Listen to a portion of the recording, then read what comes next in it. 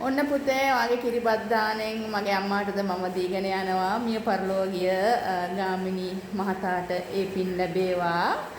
සේන ලංකා යන ওই පුතාගේද සිල්ම ග්‍රහපඩුව සුදුරෙන්දුරුයි කරන කියන සෑම කටයුත්තක්ම සාර්ථක වේ. ශ්‍රී මාසෝන් කාලිවැණිගේ ආශිර්වාද ලැබේවා. ඉතින් මම දැන් මේ යමින් ගමන් තමයි අම්මවත් මතක් වෙලා.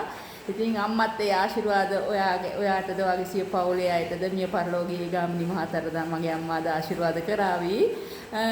ඉතින් දැන් මේ යමින් ගමන් අම්මා මතක් වෙලා ඒ දාණයෙන් කොටසක් මගේ අම්මාට දීලා යන්න හිතුණා. ඉතින් අද සෑහෙන වැසි දිනයක්. ඒ වුණත් ඉතින් දැන් මේ යන්න හදන්නේ. ඔන්න අම්මේ මිය පරලෝකීය එම ගාමිණී මහතාටද එතකොට සේන ලංකා ඇතුළු සියලු පවුලේ අයටද ආශිර්වාදයක් වේවා කියලා ඔන්න මගේ අම්මාටද මං ඉස්සෙල්ලාම දානේ පූජා කරන්නේ යාට තමයි. මේ කිරිය අද දින මේ උදෑසනම මගේ දෙවතට ගෙනලා දුන්න කිරිහාරයට කේපින් කුසල් බලයෙන් මේ අද මේ කිරි දාණයෙන් කිරියෙන් පැණියෙන් උතුරිලා ලෝකවාසී රටවාසීට සිතත් සාන්තියක් වේවා කියලා මේ කාලි මෑණිය බබිතා මෑණිය අද දින මේ කිරිහාර කිරිබතක් බෙදනවා. ඒ පින් කුසල් බලෙන් සේන ලංකා සේනාව ඇතුළු පවුලේ සියලු දෙනාට ඒ පින් පවුලේ මියගිය ඇතුළු සියලු දෙනාට ඒ පින් බබිතා මෑණියන්ගේ පියාවන ෆ්‍රැන්සිස් රාලහාමි මහත්මයාටත් මේ පින් අයිතිපත් වේලා මිය පරලෝකීය ගාමිණී